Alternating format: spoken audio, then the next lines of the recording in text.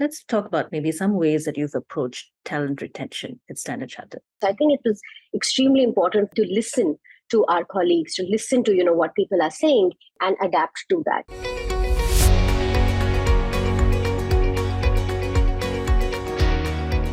Welcome to the All in Recruitment podcast by Manatal, where we explore best practices, learnings, and trends with leaders in the recruitment space. If you like our content, please subscribe to our channels. We are available on YouTube and Spotify, and stay tuned for our weekly episodes. My name is Lydia, and joining us today is Isha Bhatia, Global Talent Management Lead at Standard Chartered Bank in Singapore. Good morning, Isha. Thank you for joining us on this podcast. Morning, Lydia. Very happy to be here. Thank you. Isha, you've spent your career in HR, and interestingly, with the first degree in mechanical engineering. Nice transition there.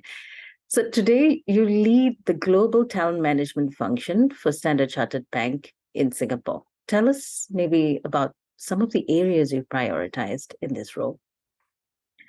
Sure. So talent is, an extremely critical function for us, as you can imagine. And we actually have talent along with what we call the resourcing function, because we feel that, the two go absolutely hand in hand. So, while recruiting obviously starts with the whole attraction candidates and, getting them in, but I think the talent management part of it is comes in almost in parallel. So we would like to think of our recruiters as talent managers in a way, because their job definitely does not stop after they bring the candidates in.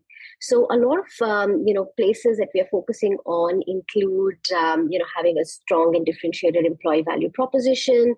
How might we translate that into a strong employer brand so that we can attract? So as part of the talent management function, I think our job really spans the entire life cycle of a colleague. So it all starts with, the strong employee value proposition that we have for the organization, and how that translates into an employer brand through which we attract the talent that, that we need, the best talent out there. I think then a big focus is on the technology solutions that we are deploying to attract and identify the talent that we want to bring in across different markets as well as business areas. From a talent management perspective, I think once these colleagues are with us in the organization, there's a lot of focus on how might we continuously provide opportunities for them to grow and learn, as well as build a career internally. So internal career mobility is a big focus area for us, and deploying our talent areas where it really matters would be sort of the entire gamut of what we call talent management in the organization. Now, ensuring that you have the right talent today is a challenge in itself, and especially within the digital talent space. And today we hear lots of discussions around gamified assessments, including how this might contribute to a positive impression from candidates. But how different this approach in terms of candidate experience compared to, let's say, traditional assessments? Yeah, so I think, Lydia, that's an interesting one, because technology definitely has accelerated, especially in the last 2 years, where a lot of organizations have started using different methods of assessing their candidate base. So our experiment with gamified assessment has largely been in what we call our graduate hiring space, or early careers as we call it, and we implemented a gamified assessment solution from Biometrics actually for the same. And so this assessment tool, if I may, is very different from a traditional ability test where you are typically doing, aptitude or numerical or logical ability based questions. So as compared to that, this one is it's a game basically, and it's really interesting and a fresh take. The interesting sort of science sitting behind it is that it is still helping you assess certain key future skills that we feel are going to be important for our candidates in the future. So while as an individual you're basically playing a game, but actually the AI of the tool is at the back end mapping it against certain key skills that we have fed into the critical sort of profile, or the success profile that we have created for a successful candidate. So I think the biggest change is the experience in the individual or for the candidates themselves. I think what it's done for us is that I would like to think that it's leveled the playing field a little bit, because otherwise traditional aptitude based tests seem to favor students from a particular background or discipline more, because it's more math or it's more a particular type. But I think when you're doing a game, it doesn't really matter what background you're coming from. So that's sort of one big part. And then, of course, the entire experience itself, I would think it's less threatening, and that's the feedback that we've been getting, that it's fun, and it's way more I would think intuitive, the way, because this is what they're used to in everything else that this millennial population, or rather Gen Z, is into. So it's very similar to that. So that's what the gamified assessments have been for us, in the sort of early experiments that we've had with it. How early are you in the deployment of this gamified assessments? So we've basically, have had one successful season of our graduate hiring using this. I must add that, it's obviously not only the gamified assessment, because it's a multi-step process, as you can imagine. But so the assessment sits right up front of the entire assessment process. We also do something called a value-based assessment, which is another integral part of for our organization, where we are actually checking whether your core value system matches with ours as an organization. So that's another sort of, even that actually is fairly gamified, in the sense that it's very scenario based, very role play based. So it's not really, theoretical questions being given to you and you're supposed to answer. It's putting you in a particular situation and seeing how you might want to how you will react in that. So those are sort of our two tests that happen up front. And as you proceed through the pipeline, you would then sort of be called for a video interview. And candidates who successfully complete that are then called for an in-person assessment center. So, you do meet a human in the process. So, that definitely comes in. But I think it's a beautiful blend of using both technology solutions, helping us narrow our pipelines. We get tens of thousands of applications from across the globe. So having a technology-based solution upfront enables us to, really expand our reach, and helps us bring, very, very diverse, or reach out to a very diverse candidate pool. So I think that's really the biggest advantage of using something like that. And the early sort of metrics that we are getting in definitely show us, better application rate, more adoption, more completion of the games. In the past, we've had people start the assessment process but not complete it. So we have better completion of games happening this time, which means at least they're finishing, the first step, so to speak. So those are some early trends, coupled with better diversity in the pipeline and in the application sort of pool, which of course was a big metric for us. When you speak about gamified assessments, are these applied across all roles in different verticals, or are they deployed primarily in your experiment for a specific type of role only at this point? So yeah, that's an interesting one. So, our graduate hiring happens across multiple businesses. So it's happening for our corporate banking side, it's happening on our consumer banking, it's happening for some of our technology teams, it's also happening for some of our risk functions. So the answer is yes, it's being applied for different lines of businesses, applicable across multiple markets. We hire in about 25 plus markets. So it's happening across all markets. And so we did experiment with, basically using it across the board. So I know you touched on this a little bit earlier, but on a deeper level, what might these assessments reveal about the applicant pool itself? If I was to talk, as I sort of mentioned, some of the metrics that we are tracking and, that are coming up for us, I think the biggest one is how many people are engaging with the games, right? So I think that's sort of a big one. And, clearly, if, more people are playing the games, or more people are applying, more people are completing the games, which, corroborates with the fact that this is something which talks to this generation and is a preferred style for them. So they're finding it fairly intuitive. I think that's a big piece for us. We've got great feedback on, the experience itself. It was really easy. I enjoyed the process.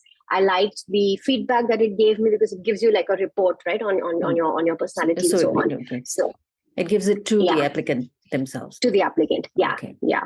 So that's sort of another add-on to it. So yeah, I think those are some of the great early indicators for this one. And you've spoken about the recruitment process at early stage.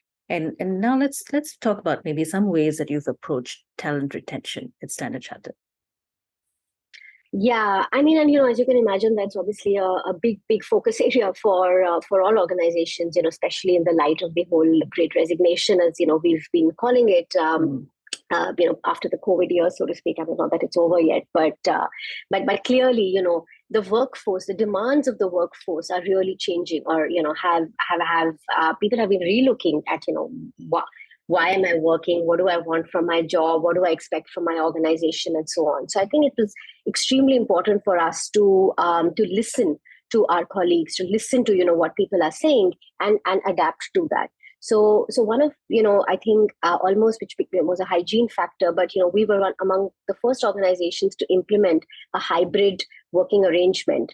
As soon as actually it was in the plans even before COVID hit, but it just got accelerated with COVID. So I think that is one of the big pieces that we've been focusing on, which is future ready workplace is how we are calling it, which gives you the ability to work, decide your timings, decide the days, decide your location from where you would like to work. So I think that's sort of one big piece on hybrid working, so to speak. The other big piece that we've been focusing on is well-being at work.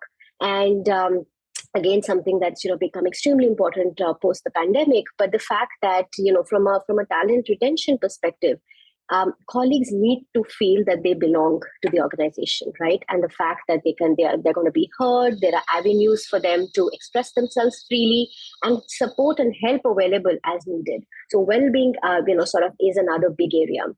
In terms of adapting some of our solutions to what the colleagues need, so we do these regular employee listening sessions, where we get feedback from our colleagues. And one of the areas there has been around career advancement opportunities. So that is, important to people. So again, how do we provide that for our colleagues is a focus area. And we've deployed solutions like an internal talent marketplace that enables them to experience opportunities in different parts of the organization by, interfacing with internal gig sort of a setup. So that's again something that we've been focused on, and again, just in terms of providing continuous learning opportunities. So that would be another place where we now have an internal learning platform that is sort of almost positioned as Netflix of learning. So the interface, the way it looks and feel, how you can interact with it, how it curates content for you based on what jobs you are in, what are you interested in, which part of the organization you are in. So very similar to how Netflix works and, recommends this is something you might be interested to watch. Similarly, this platform also recommends learnings and, development opportunities for colleagues. So, talent retention is really broad. And it is how we react to it is a sum of what we think is where the future is going, and hence, what we think we want to provide to our colleagues. But at the same time, for us, listening to our colleagues is extremely, extremely important, right? And hence, adapting our solutions to solve that and to address that, I think would be the key. And on that note comes the employer brand. What, in your opinion, might be three biggest hurdles for employer branding today? The disruptive environments that we've been seeing recently. There've always been challenges around putting your brand out there. So I think it's not that, anything is supremely different. If anything, I think it's the expectation and the demands of the workforce, as I said, is what have, really changed and evolved. And so keeping up to that would be sort of the key challenge for from an employer branding perspective. I think for us, it's also been a factor of, what is the part of the employee value proposition that we want to translate into our employer brand, right? Why are we different? What sets us apart from other similar organizations? And why should somebody join us? I think are the key facets that we would like to put the message out there. So we've been focusing on, different strategies, which includes, looking at specific talent segments. So, how would we target graduates? How would we target experienced hires? How would we target what we call our alumni? People who worked with us at some point and then moved on. Boomerang employees, as some people call them. Correct. So those there is a segmentation or an entire focus of reaching to these specific groups or segments, as we call them. Then there is another element in terms of putting our strategy out there. What is the organization standing for? So we recently launched what we call our bold stance, or as we call it, it's like a chapter 3 for us, which basically says what is the purpose of the organization. And which is way beyond, obviously, being a bank or just being a bank. So, what is the positive impact that we want to make to the communities in which we work? So putting that message out there, is a key part of the employer branding strategy. And then finally, there is also an element of location or markets that comes in, because, we are extremely strong in Asia and emerging markets. We would talk a lot about, some of those facets as well. So I think it's an overlay of multiple things, especially for an organization as broad and big as ours. But yeah, I think it's a constantly evolving approach to make sure that the key talent segments that we want to reach out, we are doing that in an extremely proactive and topical manner. So how do you go about measuring the success of your employee branding campaign or strategy? You of course have your usual metrics in terms of, how your different campaigns do. So, how many impressions did it gather? What was the engagement with your content? The likes, the shares, the comments, and so that I think are the hard ones for you to look at. I think a lot of the campaigns typically may have some sort of a call to action. So apply here or click here to learn more, and so something where you've got to do a next step. Which tells us that people have engaged with it. So I think those are some of the sort of more hard metrics that we would go after. But there are also other pieces in terms of the awards that we win, for example, for our branding opportunities done out there, or the employer of choice, or even actually the feedback that we're getting from colleagues who are already in the organization in terms of a net promoter score. Would you recommend this as a place to work for somebody outside? So those would be I think both outward and inward looking metrics to see that these campaigns are landing what they're meant to. Talent teams that bring fresh new hires into companies also need to play a role in facilitating that transition, like from a graduate school environment into the world of work. Today, especially, we're seeing a very unique time. We have so many generations in the workforce. What might be some ways for talent teams to facilitate this better as we move into the coming years? Yeah, so it is an extremely important topic, as you can imagine, for us, as well as working in this space.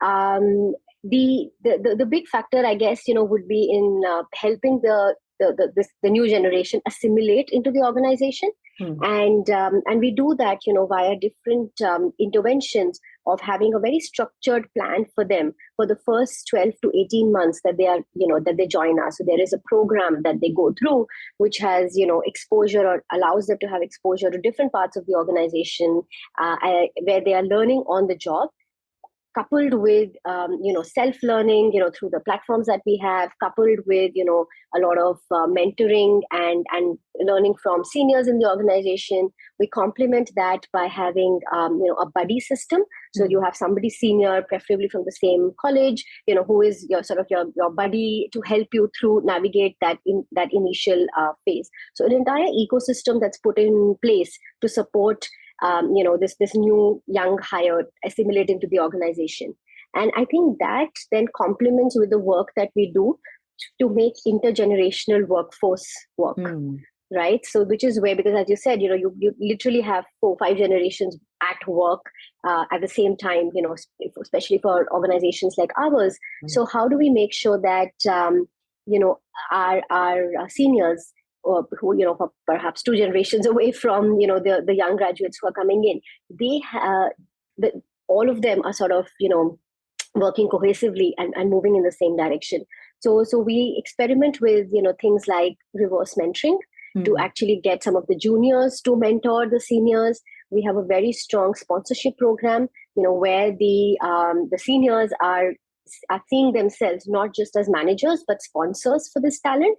And who can help them sort of navigate and grow in the organization. we actually do a lot of workshops of literally putting everybody on the same stage and talking about, what does technology mean to you, and what does relationships mean to you at work, and just talk about things to increase sensitivity and to make sure that we are not just hiding behind stereotypes and saying they don't understand me, and this generation doesn't get it, etc., but really sort of having that honest conversation so that these generations can flourish together. So Isha, technology obviously is the backbone for businesses today, and as you rightly pointed out, and today there are plenty of tools to automate hiring, such as our ATS at Manatal. So how might technology such as an ATS help in ensuring a successful hiring strategy, or to help recruiters execute that successfully? I mean, honestly, yeah, that's the backbone of any successful, hiring strategy, having a strong applicant tracking system. And, there are multiple, options out there. I think for us, what has been also important is that, how does your ATS talk to the other technology infrastructure that you have in the organization, right? So whether that is your learning platform, whether that is your talent mobility platform, or whether that is your internal employee sort of portal, so that it is all you can really leverage the insights that come from each of these. So as step one, obviously you need to have a strong ATS, and I think that sort of goes without saying. We are also experimenting with bringing a CRM into the mix, so that you're able to also manage your applicant pool and the prospective candidates that you could target, people who join you for events and who engage with your employer brand campaign. So how do you sort of target them specifically and get them to apply to you? And once they do, then they flow through the ATS. And I guess, as I said, in addition to that, it's about once people are selected into the organization, then are we able to track how they are progressing, how they are performing? Because at the end of the day, you want to know the quality of hires, what was the retention time for them, and then bring your insight, get your insights from that to really say that from this particular candidates from this background stay with us longer, or candidates from this institute do better, different things. They could just be a million ways to cut the data, but the ATS is the backbone of it all. And so how you leverage the insights from that, I think, is the real way to unlock the power of what these technology platforms can give you. Thank you so much, Isha. But I'm sure plenty of people out there, especially those who are starting out in recruitment or starting out in talent management, have, so many facets that you've just mentioned are probably what they are also facing, right? So what advice would you give someone starting out in recruitment and talent management today? Yeah, so I think, of course, the starting point really would be to understand, our business. What kind of candidates are they looking for? What are the skills that they are specifically looking for? Not just technical, but also I would, what we call leadership or power skills that are going to be important in the future for those roles. So, that getting a really good hang of that, would be a key part. I think at the same time, knowing your audience. So really knowing who you are going after, and where is that audience available? Where do they hang out? Is where the recruiter needs to be. So I think that's sort of the other big part. And if I were really give you an advice, I think it would be about having the ability to actually challenge, the ability to ask your hiring managers that why not. So, there is always going to be a very sort of a traditional, safer way of looking at a particular candidate. But, I think our jobs as recruiters is also to challenge that a little bit and say, why don't we consider somebody from this background? Or, why don't we take a bet on someone else? And this is where, some of these tools, your scores in an assessment tool and things like that come in handy to say that, they may not be coming from whatever, the top tier institute and so on. But, there is enough to tell us that this could be a candidate of promise. So I think that's the big role that I think the recruiters can play in really actively managing a diverse set of colleagues coming into organization. And also, I think when you mention internal mobility, the insights that you get from these gamified solutions also help, as you said, lengthen the value of the data that you get from these gamified assessments. Like, how do you see them from different aspects when you're considering maybe a new role or a pivot in your career? So thank you so much, Isha, for your time and your wonderful insights today. For the benefit of the audience, where can they connect with you if they want to reach out? Yeah, you can reach out to me on LinkedIn. I'm available as Isha Bhatia. You can find me there. And, again, very, very happy to be here, Lydia. Thank you so much for having me. Yep. And we have been in conversation with Isha Bhatia, Global Talent Management Lead at Standard Chartered Bank in Singapore. If you like our content, please subscribe to our channels and please stay tuned for more weekly episodes of All in Recruitment. Thank you.